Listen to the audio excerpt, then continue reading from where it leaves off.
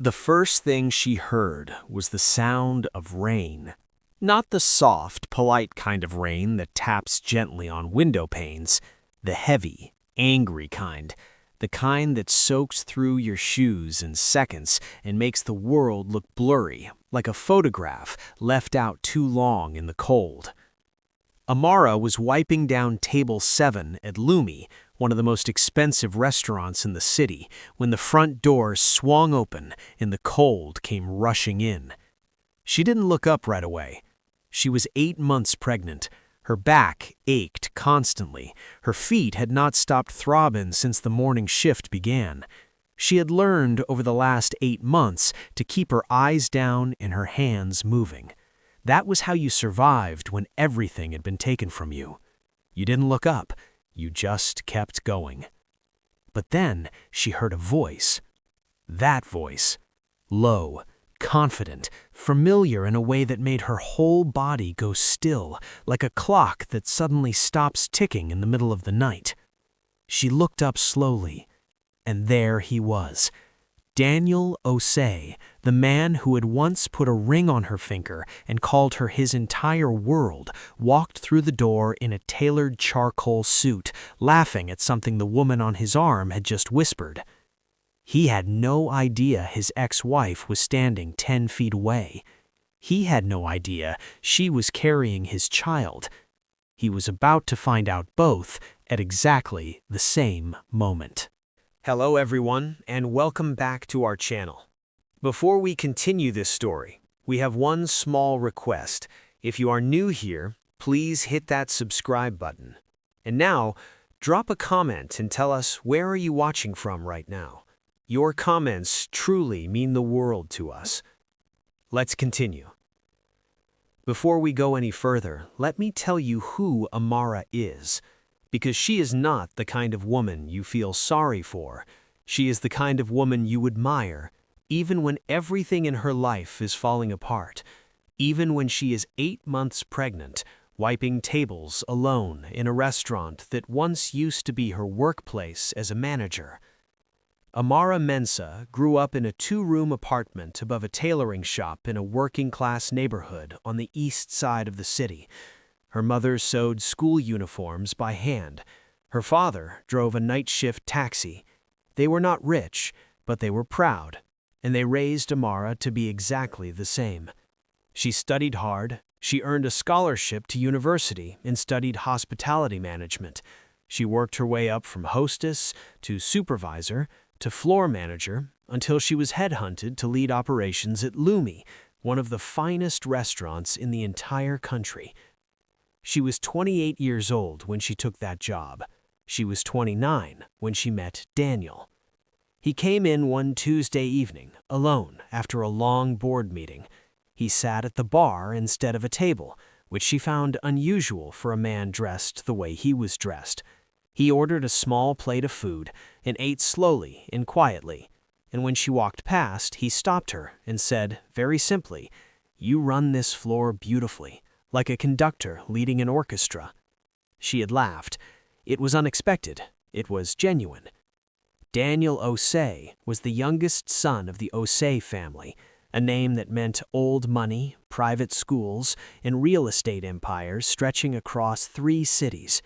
He was handsome and successful, yes, but he was also, and Amara noticed this from the very beginning, genuinely kind.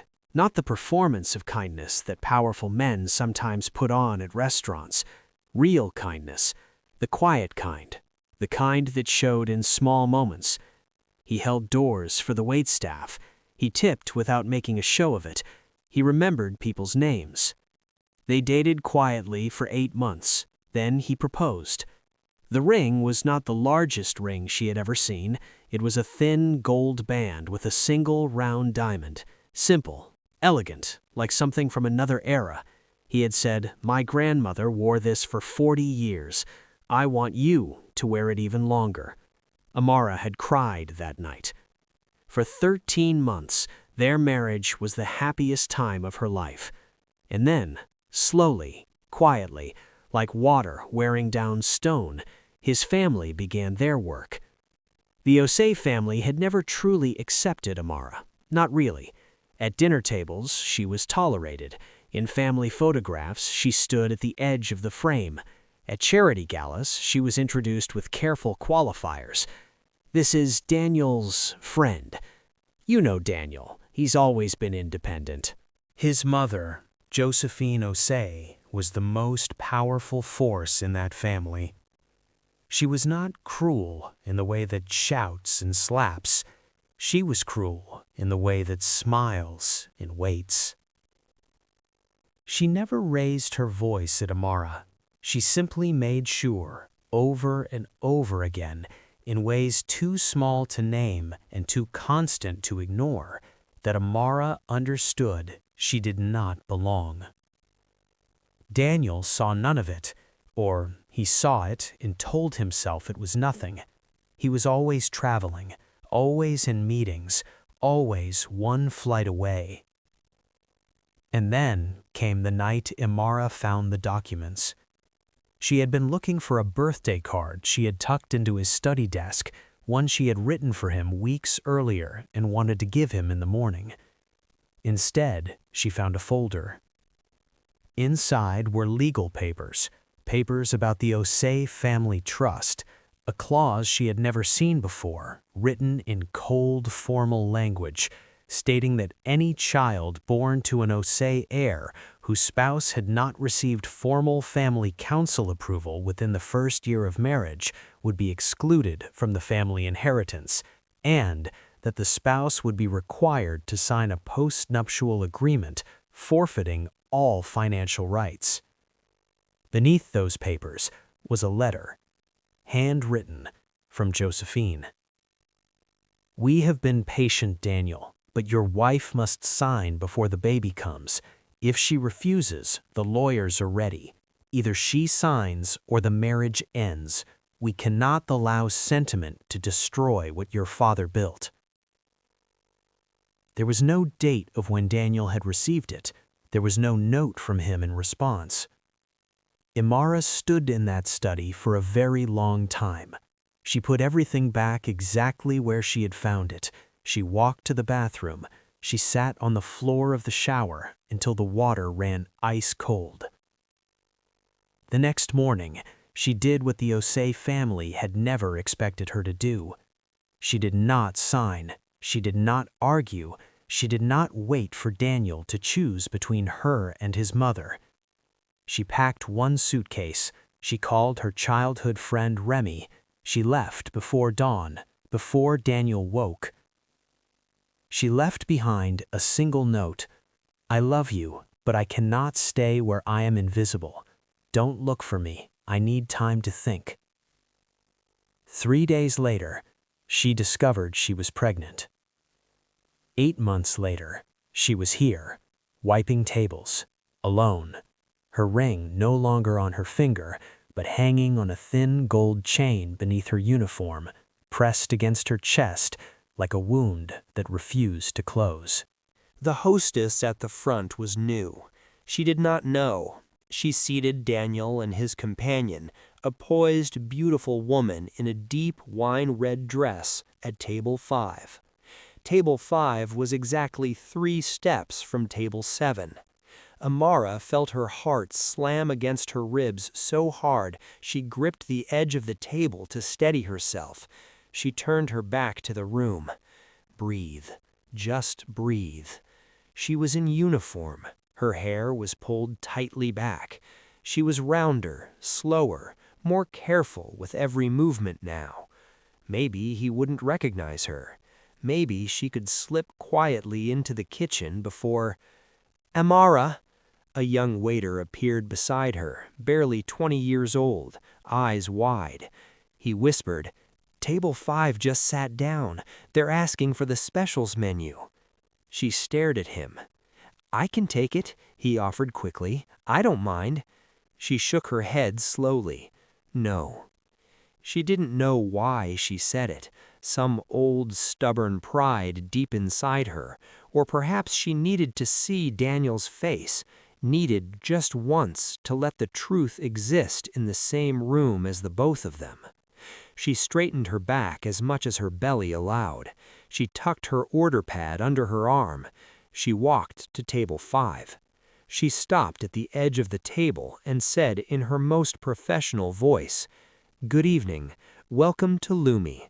My name is Amara, and I'll be—" Daniel looked up. The restaurant kept moving all around them. Glasses clinked. Someone laughed at a nearby table. Rain hammered the tall glass windows like it was trying to get inside. But between Daniel and Amara, the entire world stopped. He had changed. He was thinner.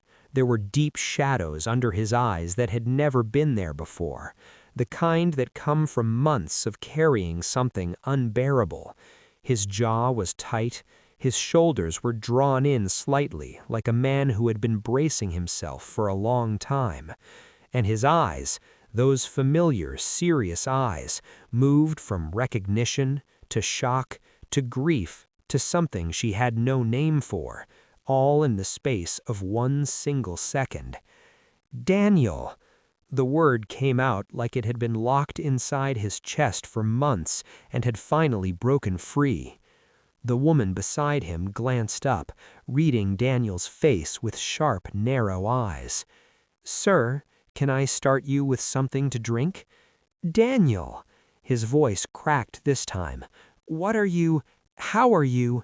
His eyes dropped, slowly, all the way down, to her belly, and he froze completely. Time seemed to stop inside that restaurant.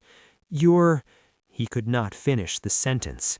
"I'll give you a moment to look at the menu," Amara said. Her voice was perfectly calm. She was deeply, quietly proud of that. She turned to walk away. "Wait!"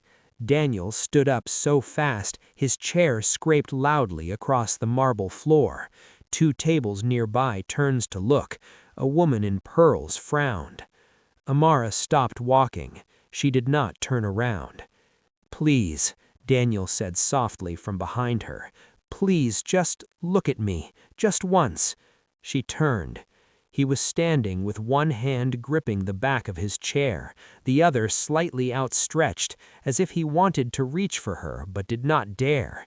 He looked like a man who had just seen something he had searched for everywhere and never believed he would find. "How long?" he asked. His voice was barely above a whisper. "Daniel," she kept her voice low, professional, steady. "You are in a restaurant. Your guest is watching. I don't care about any of that." He steps toward her. "How long have you known? Is it—" He couldn't say the word. She looked at him for one long, quiet moment. Then she turned to the restaurant manager, who had appeared silently at the side of the floor, watching everything with wide eyes. "Mr. Patel, I need to take my break." Mr. Patel nodded once, unable to speak. Amara untied her apron. She handed it to the young waiter, and then she walked, slowly, with every ounce of dignity she had left in her body, towards the restaurant's side exit door. She heard Daniel say, quietly to his companion, "I'm so sorry. I have to go." She heard the woman's reply, sharp as a blade, "Of course you do." The side exit led to a narrow covered walkway along the side of the building. It was sheltered from the rain, but the cold came through anyway, wrapping around her like a second uniform. Amara stood with her back against the brick wall, one hand resting on her belly, breathing slowly. The door opened behind her. Daniel came out. He had no jacket. The rain blew cold mist against his suit, and he did not seem to notice or care about any of it.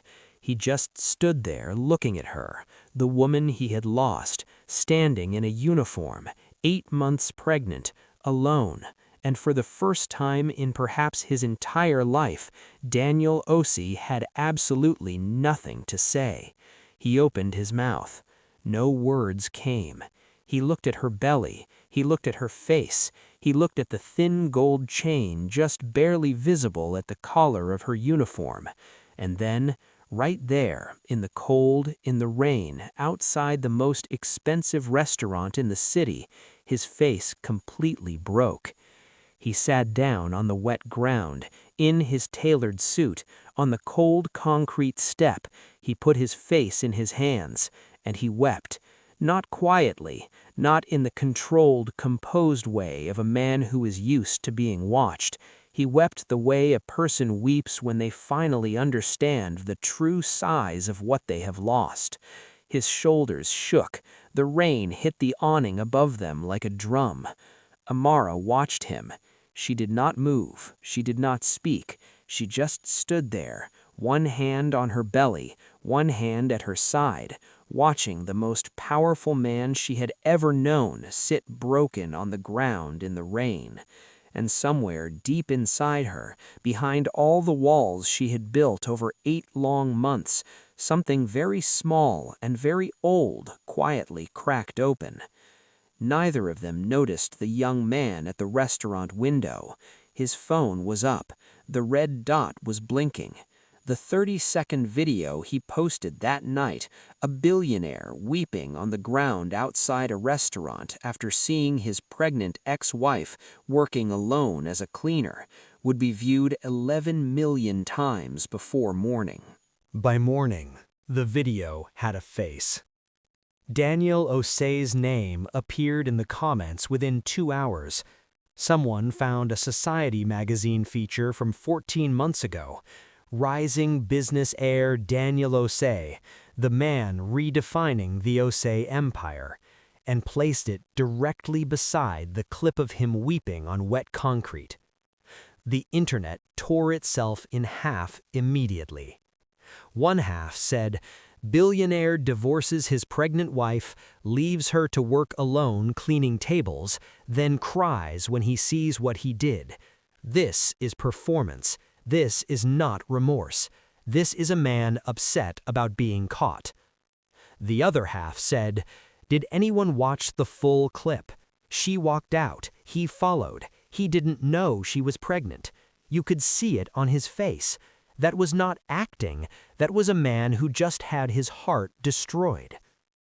Then came the third wave, always the worst. Someone found Amara's name.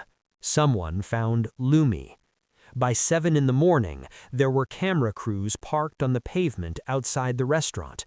By 8, the restaurant's social pages were flooded with thousands of comments.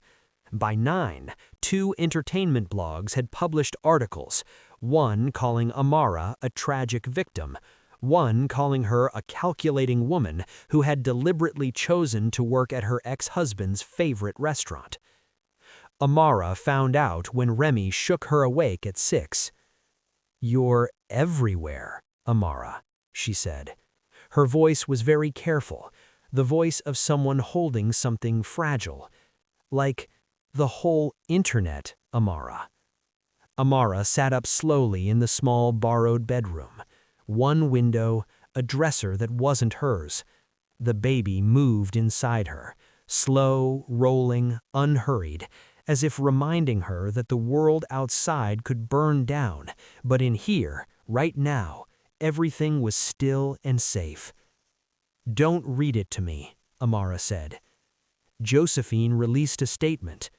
Amara went very still.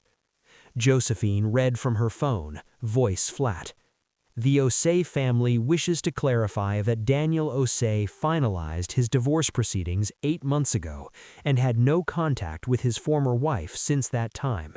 We ask the media to respect the family's privacy." Amara looked at the ceiling for a long moment. 8 months ago. So the divorce had been finalized. Josephine had made sure of that. Daniel had signed, or perhaps he had simply stopped fighting. She would never know which. She reached under the collar of her nightshirt and touched the thin gold chain. The ring was still there. She had never been able to take it off completely. She had only moved it from her finger to her heart. "Josephine is calling it a closed chapter," Remy said softly. "She's trying to make you disappear again." "She's been trying to make me disappear for 2 years. She hasn't managed it yet." The worst of the fallout came that afternoon. A blogger with 2.5 million followers posted a long thread.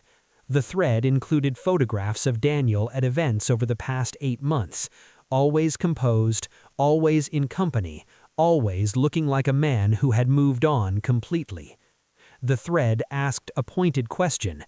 If he loved her so much, why did he sign the divorce papers without a fight? Why did she end up alone, pregnant, cleaning tables? Whose choice was that, really? The thread reached 150,000 shares. Mr. Patel called Amara that evening. "Amara," he said, and he could hear the genuine distress in his voice. "I'm so sorry, but I have to ask you to stay home for a few days. The camera's outside. It's making the other staff uncomfortable. It's affecting—" "I understand," he said. "Your job is safe. Nothing has changed. I just need—" "Mr. Patel, it's fine. I understand." She hung up. She sat on the edge of the borrowed bed in the borrowed room. Her hands rested on her belly. She looked at the wall. She had built something small and fragile over 8 months. A job, a safe room, a quiet plan for how to raise this child without anyone's help or anyone's permission. And now it was all lit up on the internet like a fire she hadn't started. Her phone buzzed, an unknown number. She almost let it ring. Amara, the voice was female, older, controlled. Josephine Osi's voice was exactly as she remembered it, smooth and unhurried, like a woman who had never once been surprised by anything. "I think it is time we spoke," Josephine said. "In person, just the two of us." "Why?" Amara asked. A long pause. "Because," Josephine said, and her voice for the very first time carried something that sounded almost like exhaustion. "My son has not slept in 3 days. He has not eaten. He sits in his office and stares at nothing. And last night his assistant called me because she was afraid to leave him alone." Another pause. "I have broken many things in my life, Amara. I am beginning to understand that some of them cannot be rebuilt by lawyers." Amara said nothing. "I am asking for a meeting.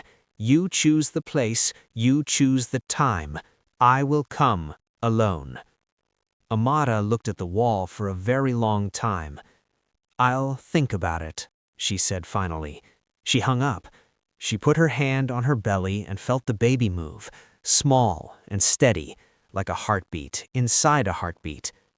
"I know," she said quietly, to no one and to everything. "I know."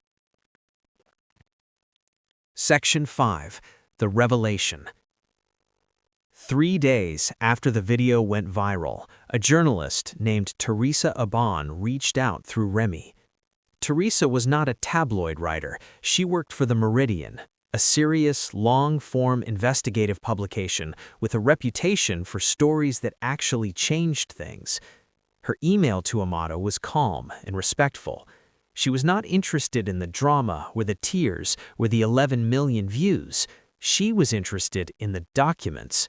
She had independently discovered, through months of research, that the OC Trust calls contained a spousal control clause, and that this same clause had been quietly used against 2 previous partners of OC family members.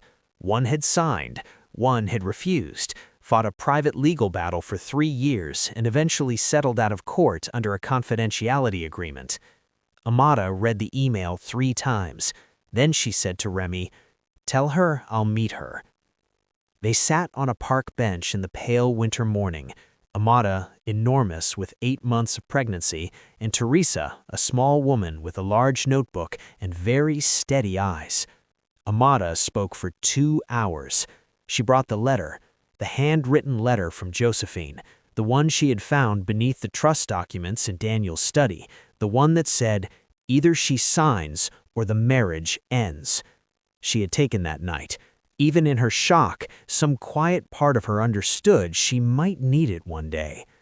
She also brought one other thing, a printed email from Daniel, sent 4 months after she had left. She had read it so many times that she knew it by heart, but she had never replied. In the email, Daniel had written, "I found out what my mother did. I found out about the letter and the clause. I want you to know I never knew. I would never have agreed to it. I went to my mother and I told her that if she used that clause against you or our child, I would contest the entire trust in open court. She did not believe me, so I filed the challenge anyway. It cost me 6 months of legal fees and the first real fight of my entire life with my family. The trust clause has been suspended pending review. It cannot be used against you. I don't know if any of this matters to you now. I don't know if it changes anything, but I needed you to know that you were always safe and that I am sorry I was not paying attention when it mattered most." Teresa read the email in silence. Then she looked up slowly. "Did you know about this, the legal challenge?" "No," Amara said quietly. "He sent it 4 months after I left. I read it, but I had already closed so many doors by then. I didn't know how to open them again." "Why not?" Amara was quiet for a moment. "Because even if he didn't know about the clause, he knew I felt invisible. He knew I was disappearing inside that family, one dinner at a time, one party at a time, one introduction as his friend at a time. He saw it, and he didn't fight for me loudly enough, long enough, until it was too late." She looked at the bare winter trees. "Love is not enough on its own. You have to be willing to make the people around you treat the person you love with dignity. He wasn't, not until I was gone."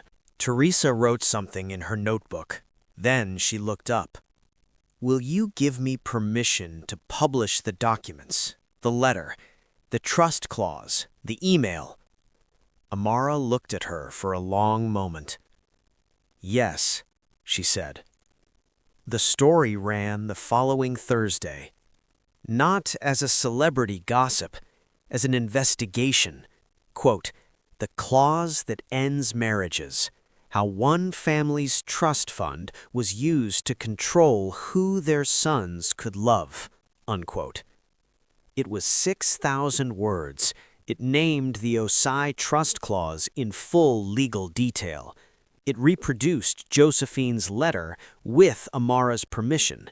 It published Daniel's email, showing plainly and clearly that he had fought back, alone, in private, long before any cameras were watching.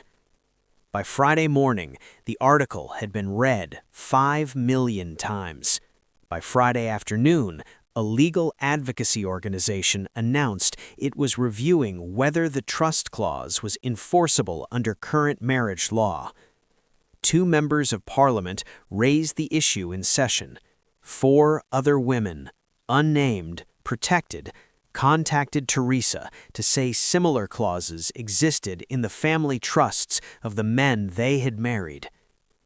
Daniel did not release a statement through his publicist. He did not hire a PR team. He called a press conference himself, in plain clothes, no tie, no notes, and stood at a podium outside the Osai Group offices in the morning light and said in a voice that was quiet and steady and completely unperformed, "I have spent 8 months telling myself that she left, that it was her choice, that I had done nothing wrong. I have spent this week understanding that there is a difference between doing nothing wrong and doing nothing at all. I let my wife feel invisible in rooms that should have welcomed her. I was absent when presence was the only thing that mattered. I am not here to ask for sympathy. I am here to say, clearly, publicly, on the record, that Amara Mensah is the mother of my child. She is one of the bravest people I have ever known, in any structure, legal or otherwise, that was designed to make her feel like less than what she is. That ends now, permanently." He paused. "I do not know if she will ever forgive me. That is entirely her right. but I will spend whatever time remains making sure our child knows who its mother is, a woman who walked away from everything because she refused to disappear." He stepped away from the podium without taking a single question. Remy watched the full press conference on her phone. Then she walked into the bedroom where Amara was sitting on the floor, quietly folding tiny baby clothes, small yellow onesies, white socks the size of a thumb. She didn't say a word, she just held out the phone and pressed play. Amara watched every second of it. When it ended, she set the phone down on the blanket beside her. She picked up a small yellow onesie and smoothed it carefully flat on her knee. "He meant it," Remy said softly. "I know," Amara said. "So what are you gonna do?" Amara looked at the little yellow onesie for a long, long time. "First," she said, "I'm going to meet his mother." She chose a small cafe near Remy's neighborhood, the kind of place with wobbly chairs and strong coffee and a woman behind the counter who already knew her name and her order. Not a hotel, not a boardroom, not the Osei family home. Somewhere ordinary, somewhere that belonged to no one with power. Josephine Osei arrived on time. She was smaller in person than she appeared in photographs. She wore a plain gray dress, no jewelry, no corporate armor. She sat down across from Amara and folded her hands carefully on the table and looked for a long, quiet moment at the woman her son had married. Neither spoke first. The cafe was warm. Someone scraped a chair nearby. The smell of coffee was rich and close. Finally, Josephine said, "You look tired." "I am tired," Amara said simply. A pause. "I told the media you were falsely claiming a connection to Daniel," Josephine said. Her voice was flat and precise, like someone reading an inventory of their own damage. "I want to apologize for that. It was a lie, and it was cowardly." Amara said nothing. "I also want to explain something, not to excuse what I did, just to explain." Josephine looked at her folded hands. "My late husband built the Osei family trust out of fear. He came from nothing. He built everything from nothing. And he spent every day of his life afraid that one wrong person, one wrong choice could undo all of it. So he built walls, and he called the walls love. And I watched him, and I learned, and I believed that protecting the family meant protecting it from outsiders, from anyone who had not been vetted." She stopped. "I used that word in my head for years, vetted, as if the people our sons chose to love were job applicants." Amara watched her steadily. "You used that clause against 2 women before me." "Yes." "One of them fought you." "Yes." "And your lawyers won." "We had better lawyers," Josephine said. No pride in it, just the plain truth of a woman looking clearly at what she had done. Silence settled between them again. "What do you want from me?" Amara finally asked. "Nothing," Josephine said. "I want to give you something." She reached into her bag and placed a folded letter on the table. "The clause has been permanently removed. It is done, not suspended, not reviewed, removed. You will receive the official documentation within 30 days. Your child, my grandchild, has full inheritance rights, and there is no postnuptial agreement. There never will be." Amara looked at the letter on the table. She did not pick it up yet. "Why now?" she asked quietly. Josephine was still for a moment. Then she said, "Because I watched my son sit on wet ground outside a restaurant and weep for you. In public, in the rain, in his best suit, Her voice was very careful now, as if she were carrying something breakable. I have watched Daniel his entire life. I have never seen him cry. Not when his father died. Not when he lost his first company at 24. Never. She paused. When I saw that video, I understood for the first time that I had not protected my son. I had taught him to lock everything away, and then I took away the only person who had ever unlocked him. The cafe went on around them.